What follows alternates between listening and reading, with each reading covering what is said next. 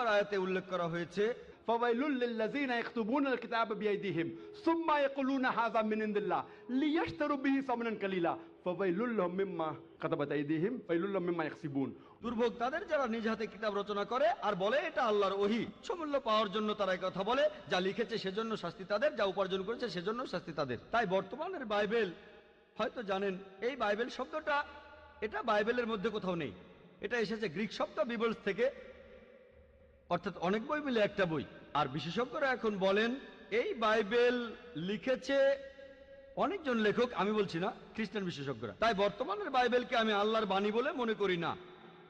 একইভাবে যদি জিজ্ঞেস করেন আমি বেদকে আল্লাহর বাণী বলে মনে করি কিনা, বৌদ্ধ ধর্মগ্রন্থগুলোকে আল্লাহর বাণী বলে মনে করি কিনা, পার্সি ধর্মগ্রন্থগুলোকে আল্লাহর বাণী বলে মানি কিনা, আমি এখন বলবো হতে পারে আল্লাহর বাণী, নাও হতে পারে আল্লাহর বাণী। আল্লাহ সুবহানাহু ওয়া তাআলা অনেক ওহী নাজিল করেছেন, অনেক কিতাব